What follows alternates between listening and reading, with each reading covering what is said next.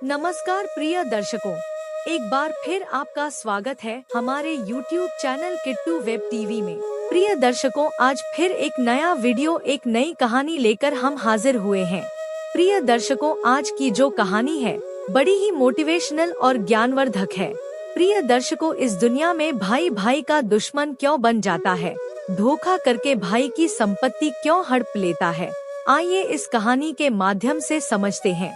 दर्शकों, अगर आप हमारे चैनल पर पहली बार आए हैं तो चैनल को सब्सक्राइब करें, बेल आइकन को ऑन करें ताकि हर आने वाले वीडियो का नोटिफिकेशन सबसे पहले आपको मिले। अच्छे कमेंट और वीडियो को लाइक करें। प्रिय दर्शकों, तो चलिए शुरू करते हैं यह प्यारी सी कहानी, यह प्यारा सा वीडियो। एक बार की बात है, तालाब के किनारे एक पेड़ पर कौवा और कौवी बैठे थे। कौवी ने कौवा से पूछा, हे स्वामी, मैं जंगल से उड़ते हुए आ रही थी, तभी मैंने देखा कि भाई भाई की जान का दुश्मन बना हुआ है, भाई भाई की संपत्ति हड़पने में लगा हुआ है, भाई भाई की पत्नी को छीनने में लगा हुआ है, एक भाई दूसरे भाई को धोखा देने में लगा हुआ है। हे स्वामी, जब मैंने यह नजारा देखा तो मेरा मन विचलित हो गया। इसीलिए मैं आपसे 2 प्रश्न पूछना चाहती हूँ। यदि आप मेरे प्रश्नों का उत्तर देकर मेरे मन को संतुष्ट कर दें तो आपकी बड़ी कृपा होगी।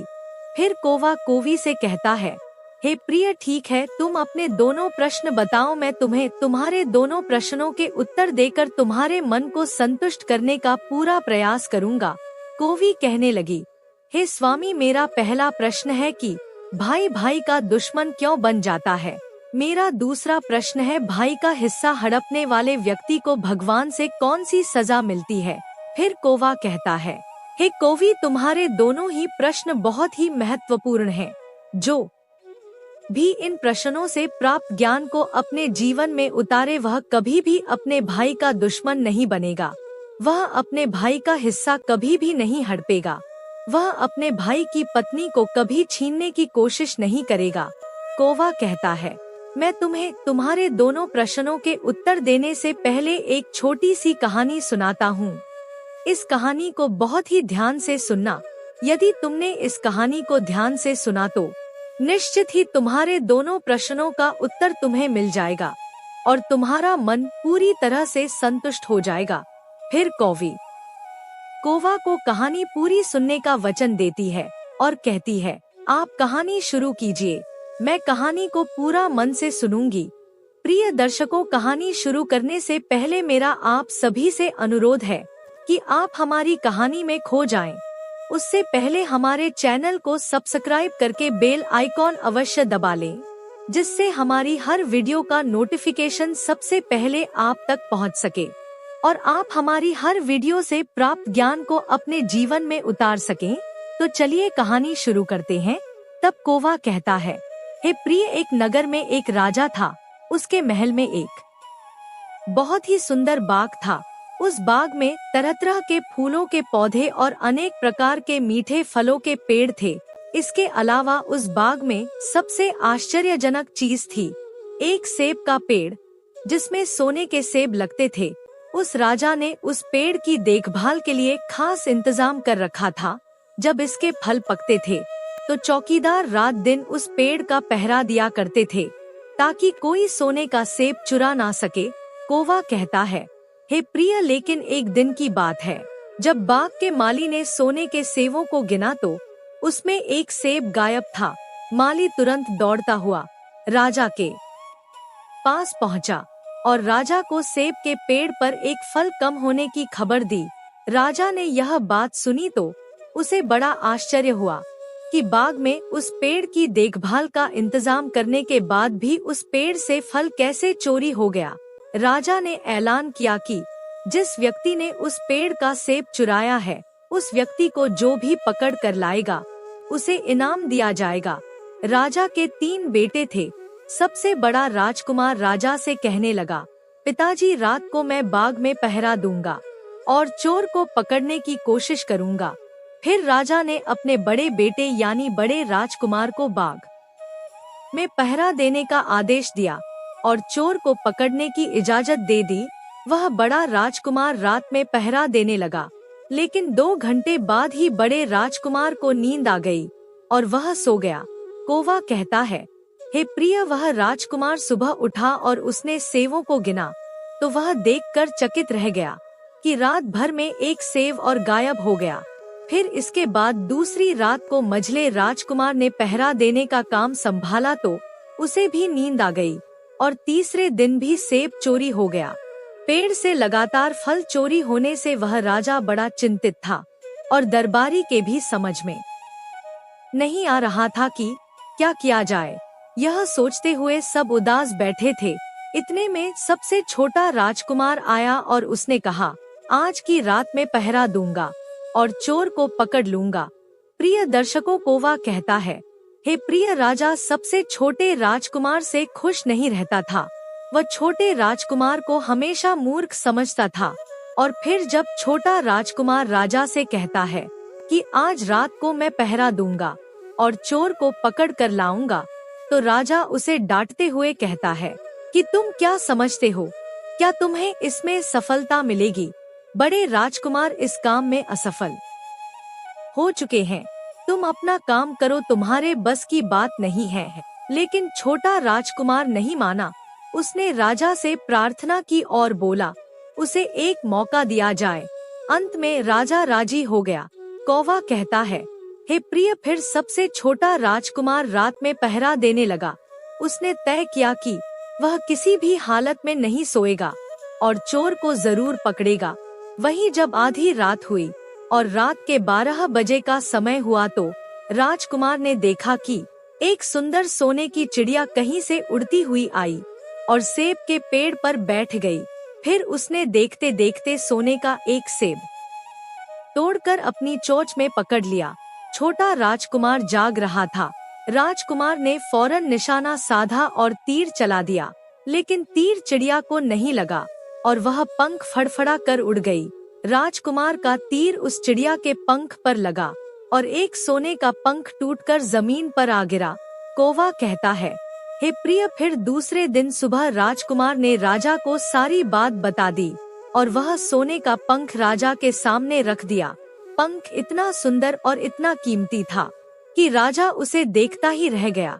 राजा ने कहा, अगर उस चिड़िया का एक पंख इतना सुंदर है तो चिड़िया कितनी सुंदर होगी। मैं चाहता हूँ कि उस चिड़िया को पकड़ कर लाओ। कौवा कहता है, हे प्रिय, फिर सबसे पहले बड़ा राजकुमार इस काम के लिए रवाना हुआ और चलते चलते एक जंगल में पहुँचा।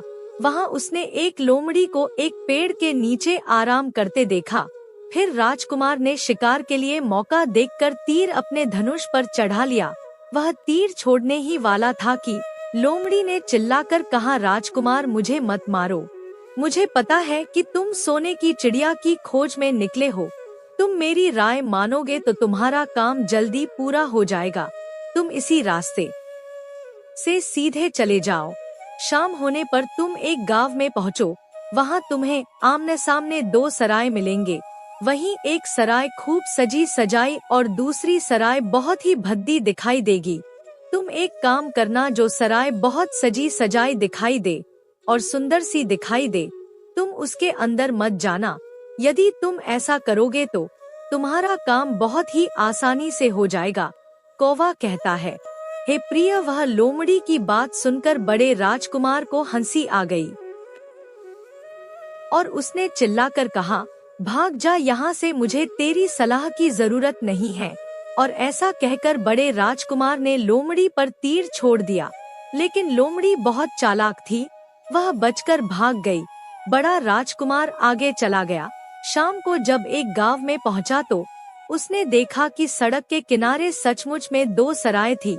उसमें से एक सराय सजी सजाई थी और उसके अंदर से लोगों के नाचने गाने की आवाज आ रही थी। वहीं दूसरी सराय बहुत भद्दी थी और वहाँ अंधेरा था। राजकुमार ने लोमड़ी की बात पर गौर नहीं किया और राजकुमार सजी सजाए सराय में ठहर गया। थोड़ी देर में वह भूल गया कि वह असल में सोने की चिड़िया की खोज में निकला था, क्योंकि जो सजी सजाई सारा के अंदर जो भी व्यक्ति जाता था, वह अपने जिस काम के लिए आता था उस काम को भूल जाता था। इसीलिए राजकुमार भी उस चिड़िया के बारे में भूल गया। जब काफी समय बीत गया और बड़ा राजकुमार नहीं लौटा तो मझला राजकुमार सोने की चिड़िया की खोज में चल पड़ा। वह भी उसी तरह चलते चलते जंगल में पहुंचा तो वही लोमड़ी उसे भी मिली और फिर उसी लोमड़ी ने मझले राजकुमार को भी वही बात बताई जो बड़े राजकुमार को बताई थी। मगर मझले राजकुमार ने भी उस लोमड़ी की बात पर कोई ध्यान नहीं दिया। जब शाम को वह उस गांव में पहुंचा तो बड़े राजकुमार की तरह सजी सजाई सराय में ठहर गया और वहां के नाच गाने के रंग में मस्त होकर वह भी अपना काम भूल गया। यहाँ तक कि उसे घर लौटने की भी सुध नहीं रही। कौवा कहता है, हे प्रिय, अंत में सबसे छोटे राजकुमार ने राजा से कहा कि मैं सोने की चिड़िया की खोज में जाऊंगा। तो राजा को विश्वास नहीं हुआ और वह कहने लगा, जब उससे बड़े दोनों राजकुमार इस काम में सफल नहीं हुए तो तुझे सफलता कैसे मिल सकेगी। लेकिन छोटे राजकुमार ने जिद की और उसके जिद करने पर राजा ने अपने छोटे राजकुमार को इजाजत दे दी। कौवा कहता है, हे प्रिय, वह छोटा राजकुमार तैयार होकर सोने की चिड़िया की खोज में निकल गया। वह भी चलते चलते जंगल में पहुंच गया। उसे भी लोमड़ी मिली। राजकुमार ने लोमड़ी की बात को ध्यान से सुना तो लोमड़ी से कहा, ठीक है, तुम जैसा कहती हो मैं वैसा ही करूँगा। राजकुमार लोमड़ी से कहता है, अब तुम जाओ, मैं तुम्हें नहीं मारूंगा। छोटे राजकुमार की बात सुनकर के वह लोमड़ी खुश होकर बोली, तुम सबसे अच्छे लड़के मालूम पड़ते हो। तुमने मेरी बात का मजाक नहीं बनाया और मुझ पर तीर नहीं चलाया। मैं तुमसे बहुत खुश हूँ और मैं तुम्हारी मदद करूँगी। तुम एक काम करो, आओ तुम मेरी पूंछ पर बैठ जाओ, मैं तुम्हें उस सराय तक पहुँचा देता हूँ जिस सराय में तुम्हें रुकना है और वहाँ से तुम्हारा काम बहुत ही आसान हो जाएगा। वहीं देखते देखते उस लोमड़ी की पूंछ काफी बड़ी हो गई और राजकुमार उस पर बैठ गया। उसके बैठते ही लोमड़ी हवा में उड़ने लगी और थोड़ी ही देर में मैदानों और पहाड़ों को पार करके उस गांव में जा पहुंची। वहीं राजकुमार ने उस लोमड़ी की सलाह को मानकर छोटी और पुरानी सराय में ही अपना डेरा डाल दिया। वो सजी सजाई सराय में नहीं गया और उस दूसरी सजी सजाई सराय से काफी दूर रहा। कौवा कहता है, हे प्रिय, फिर दूसरे दिन सुबह उठकर के जब वह आगे बढ़ा तो कुछ दूर चलने पर उसे वह लोमड़ी फिर से रास्ते में मिल गई। लोमड़ी ने उससे कहा, अब मैं तुम्हें बताती हूँ आगे तुम्हें क्या करना है। लोमड़ी ने कहा, तुम सीधे चलो। आगे चलने पर तुम्हें एक बहुत बड़ा किला मिलेगा जिस पर सिपाही पहरा देते होंगे। तुम सिपाहियों से डरना नहीं और सीधे अंदर चले जाना, क्योंकि उस समय वह सिपाही सो रहे होंगे और तुम बेधड़क होकर किले में घुसते जाना और उनके कमरों को पार करते हुए उस जगह पर पहुंच जाना जहां लकड़ी के एक मामूली पिंजरे में सोने की चिड़िया बंद होगी और वहां पहुंचकर तुम चिड़िया को पिंजरे से सहित उठाकर किले से बाहर ले आना। लेकिन एक बात याद रखना, चिड़िया के पिंजरे के पास ही एक बहुत सुंदर सा सोने का पिंजरा भी तुम्हें दिखाई देगा। तुम भूलकर भी उस सोने की चिड़िया को सोने के पिंजरे में मत रखना, नहीं तो तुम बाद में पछताओगे। और फिर ऐसा कहकर लोमड़ी ने राजकुमार को फिर से अपनी पूंछ पर बिठाया और थोड़ी ही देर में उस किले के पास पहुंचा दिया।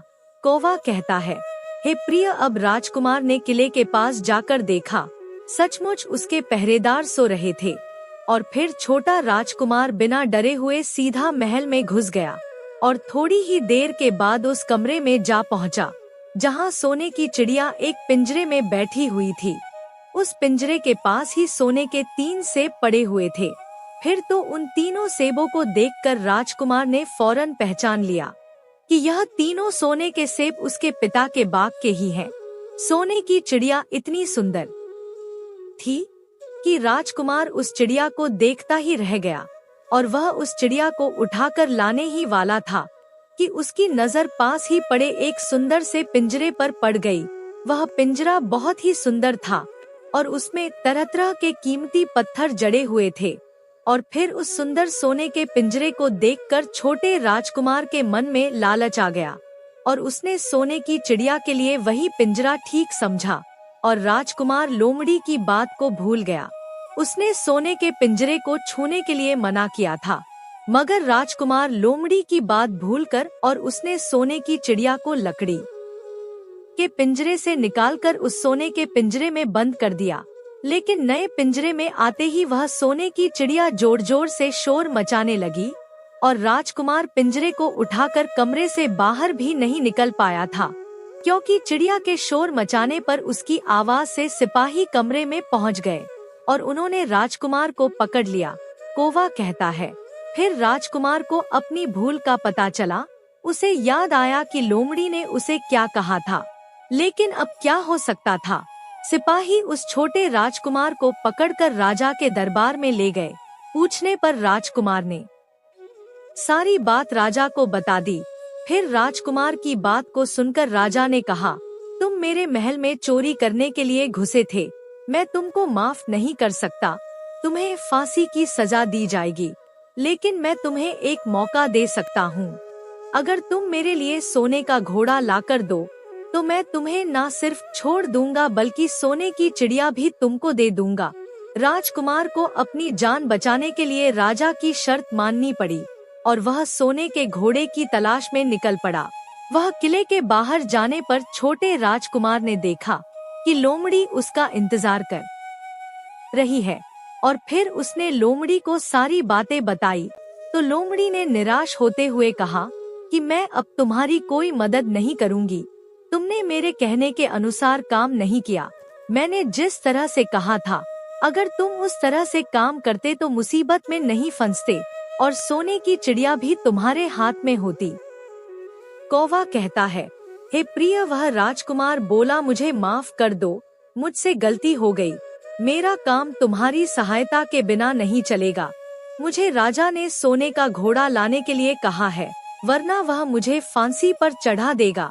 वो राजकुमार की बात को सुनकर लोमड़ी ने कहा, खैर मैं तुम्हें माफ करती हूँ। अब तुम ऐसा करो, मेरी पूंछ पर बैठ जाओ।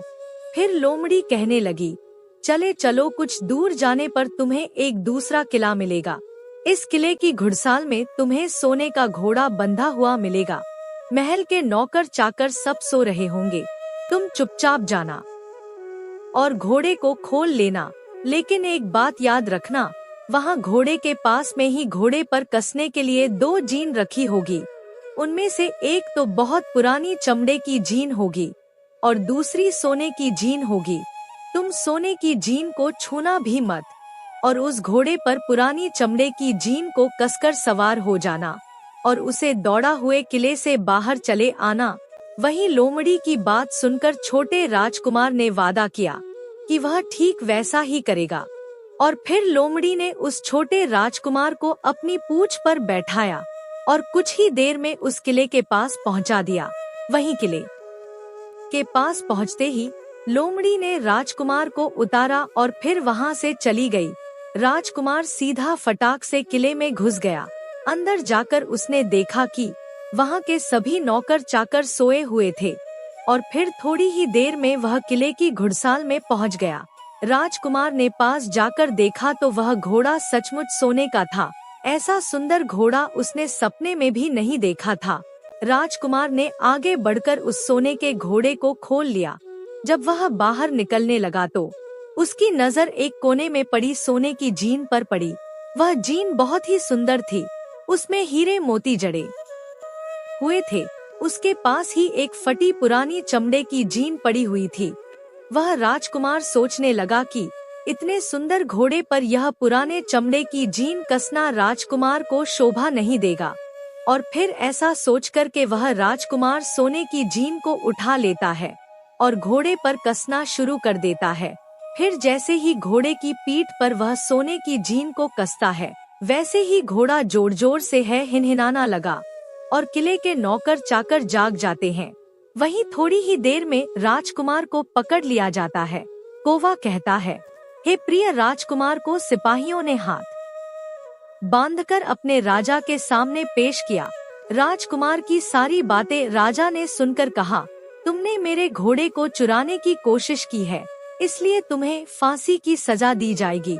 लेकिन अगर तुम मेरा एक काम कर दो तो मैं तुम्हें छोड़ सकता हूँ। फिर राजकुमार ने कहा, महाराज बताओ, मैं आपका हर काम करने को तैयार हूँ। तो राजा ने कहा, यहाँ से कुछ ही दूरी पर एक महल है, उसमें बहुत सुंदर राजकुमारी रहती है। अगर तुम अपनी जान बचाना चाहते हो तो उस राजकुमारी को मेरे पास लेकर आओ। यदि तुम ऐसा कर दोगे तो मैं तुम्हें इनाम में यह सोने का घोड़ा दे दूंगा। कौवा कहता है, हे प्रिय बेचारा राजकुमार, वह फिर से एक नई मुसीबत में फंस गया।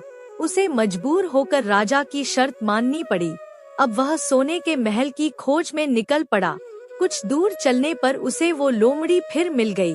पता नहीं उस लोमड़ी को सारी बातें कैसे मालूम हो गई थी और वह कहने लगी, देखा तुमने, इस बार भी मेरी बात नहीं मानी। मेरी बात मान जाते तो इस नई मुसीबत में नहीं फंसते। खैर, मुझे तुम पर दया आ रही है, मैं तुम्हारी मदद फिर करूंगी। चलो तुमको सोने के महल के पास पहुंचा देती हूँ। तुम महल के बाहर ही कहीं पर छुपे रहना। जब महल में से शाम के समय राजकुमारी तालाब में नहाने के लिए बाहर आए तो तुम आगे बढ़कर उसका हाथ पकड़ लेना और डरना नहीं। जैसे ही तुम उस राजकुमारी को छुओगे, राजकुमारी तुम्हारे साथ आने के लिए राजी हो जाएगी। लेकिन एक बात याद रखना, तुम उसको वहाँ से सीधे अपने साथ ले आना। उसे वापस महल में मत जाने देना। वह राजकुमारी तुमसे कहेगी, मैं अभी अपने माता पिता से मिलकर आती हूँ, लेकिन तुम उसकी बातों में मत आना, वरना फिर से मुसीबत में फंस जाओगे। कौवा कहता है, हे प्रिय, फिर ऐसा कहते हुए लोमड़ी ने फिर से उस छोटे राजकुमार को अपनी पूंछ पर बिठा लिया और देखते ही देखते वह लोमड़ी हवा में उड़ती हुई कुछ देर के बाद उस सोने के महल के पास जा पहुंची। वहीं महल के पास पहुंचते ही राजकुमार एक पेड़ की आड़ में छुपकर बैठ गया। शाम को जब राजकुमारी नहाने के लिए किले से बाहर आई तो राजकुमार ने हिम्मत करके आगे बढ़कर उसका हाथ पकड़ लिया। उसके छूते ही राजकुमारी उसके साथ चलने के लिए तैयार हो गई और वह बोली, राजकुमार, तुम मुझे जहाँ भी ले जाना चाहोगे मैं तुम्हारे साथ चलूंगी, लेकिन मुझे थोड़ी देर के लिए अपने माता पिता से मिलकर आने दो। तो राजकुमार ने लोमड़ी की बात को याद किया और राजकुमार ने कहा, नहीं नहीं, ऐसा नहीं करना, मेरे साथ चलना पड़ेगा। लेकिन राजकुमारी रोने लगी।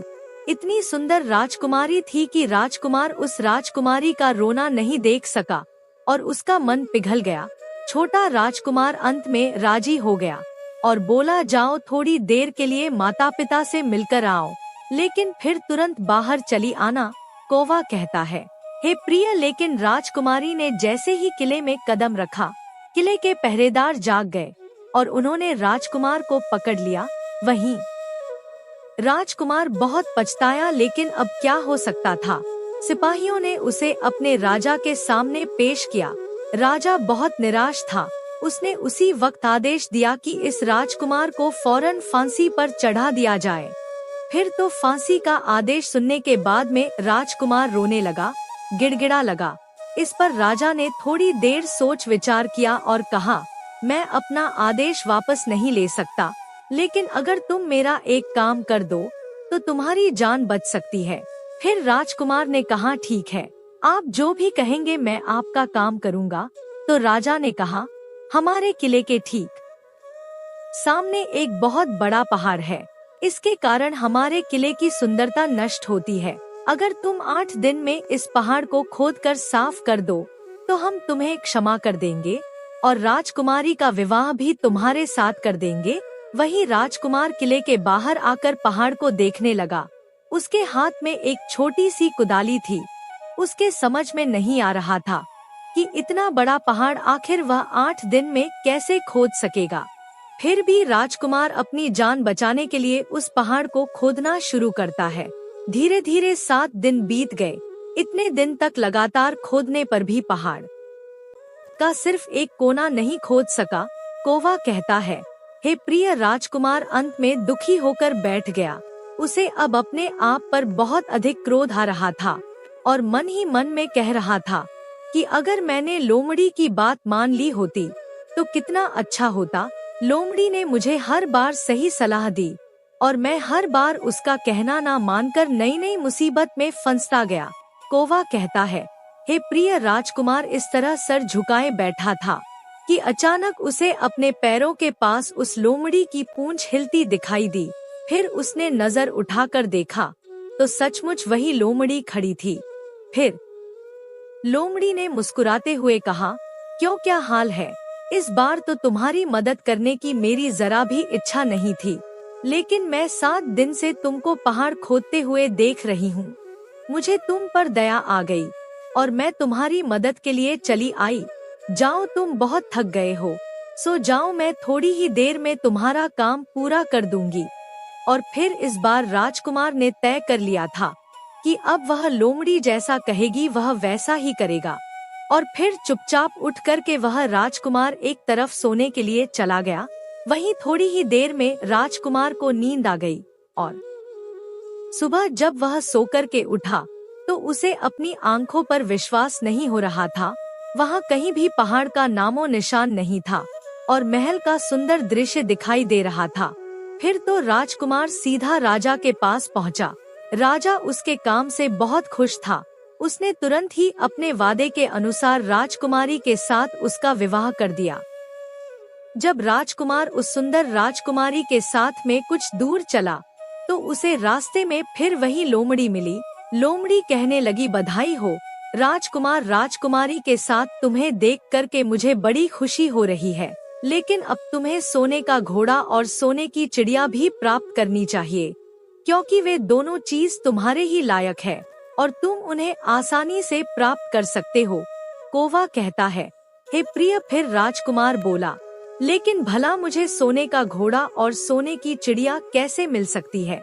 मैं तो इस राजकुमारी को भी उस राजा के लिए लेकर जा रहा हूँ जिसने राजकुमारी के बदले में मेरी जान बख्शी थी।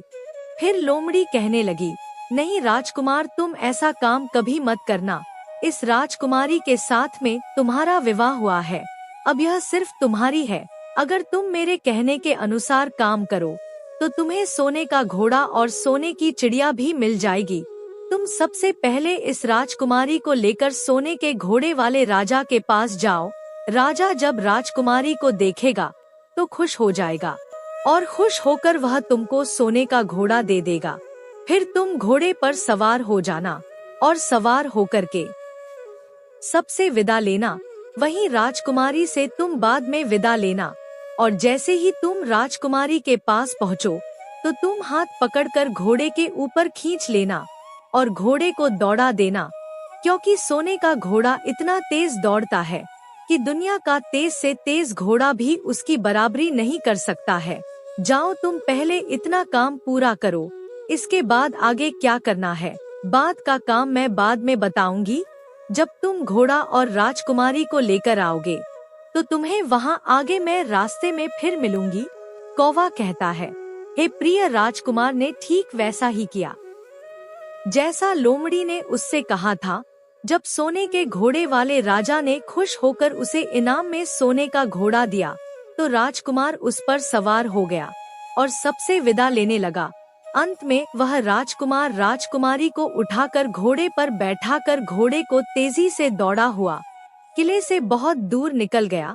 वहीं रास्ते में एक पेड़ के नीचे लोमड़ी उसका इंतजार कर रही थी और उसे देखकर लोमड़ी बोली, शाबाश, अब तुम सोने की चिड़िया भी प्राप्त कर लो।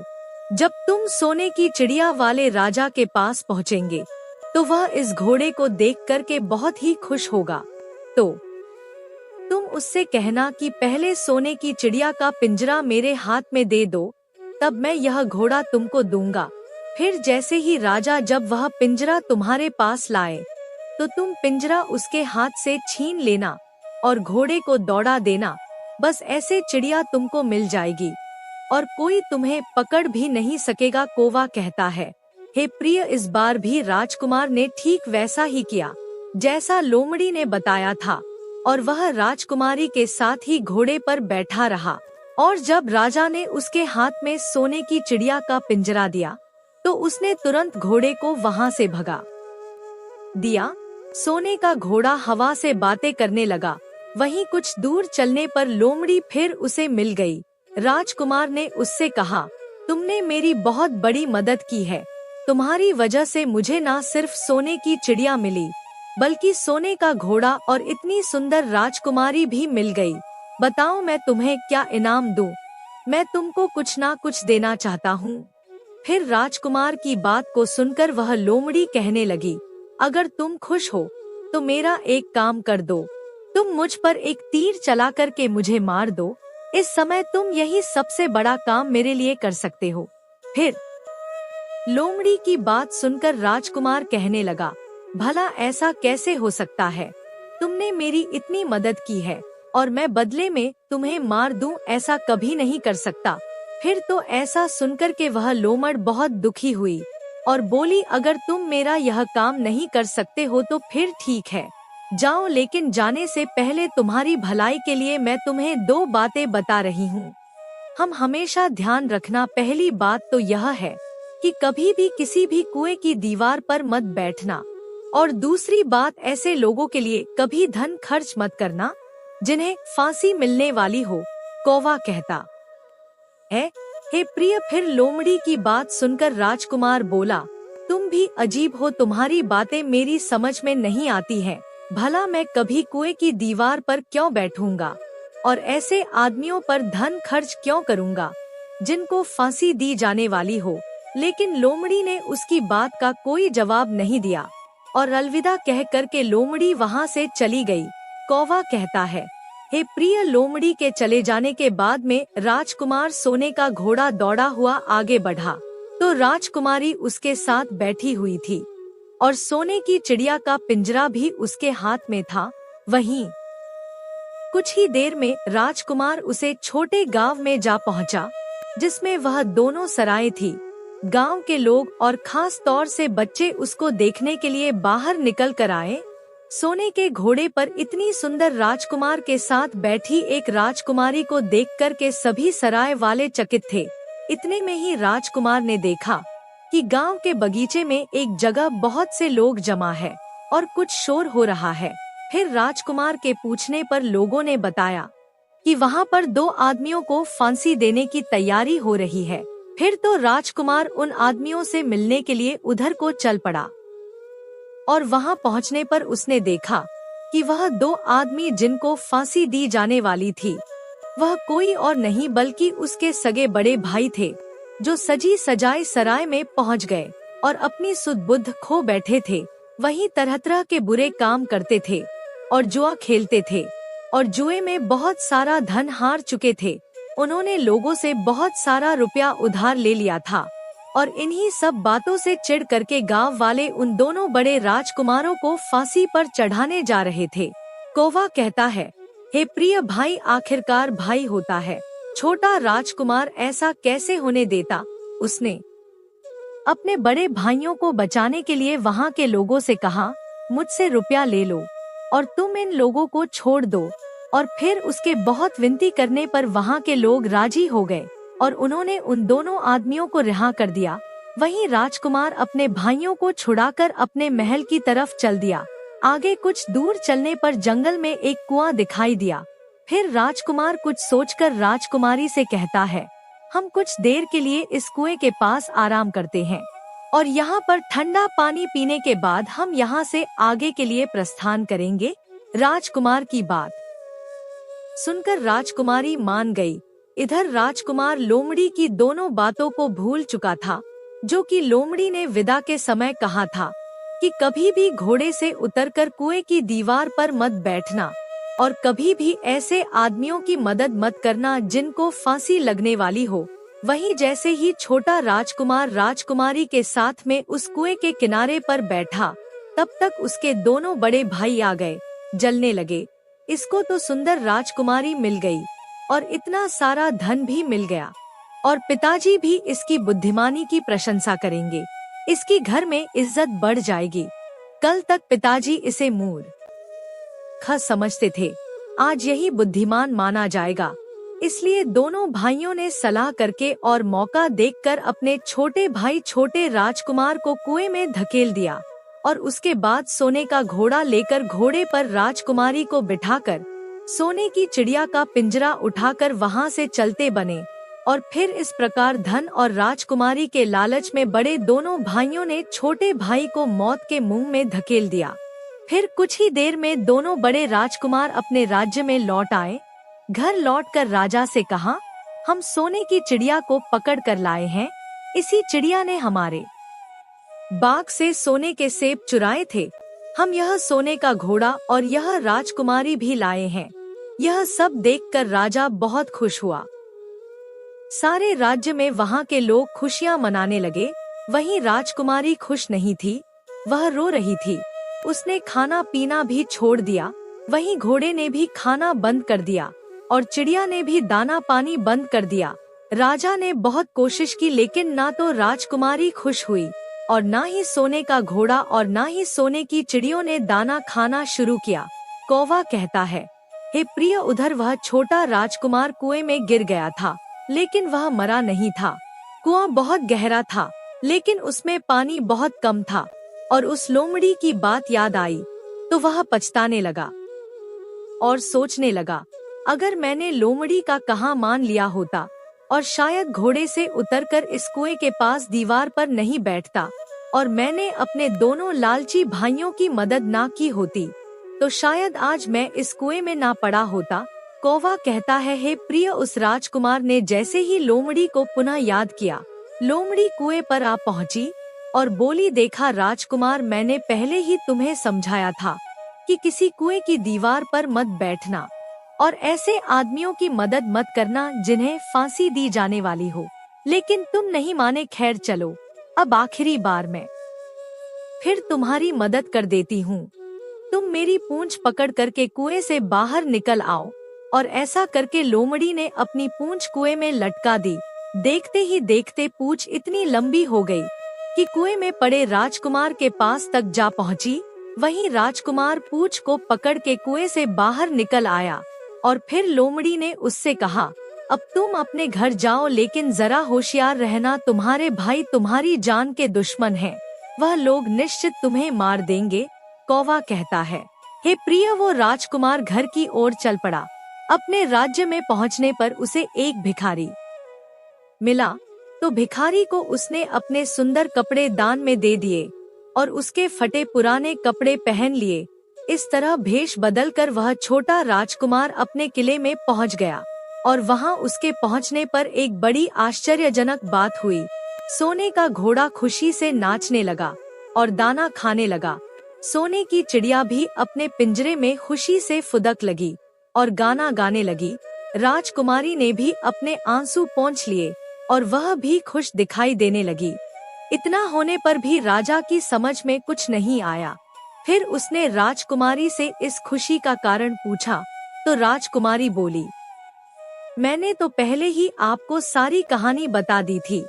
आपके बड़े और मझले राजकुमार ने छोटे राजकुमार के साथ धोखा किया है। इन्होंने आपके साथ भी धोखा किया है, लेकिन अब आपका छोटा राजकुमार यहाँ पर पहुँच चुका है, इसलिए मुझे बहुत खुशी हो रही है। उसी के साथ मेरी शादी हुई है और मैं उसी के साथ खुश रह सकती हूँ।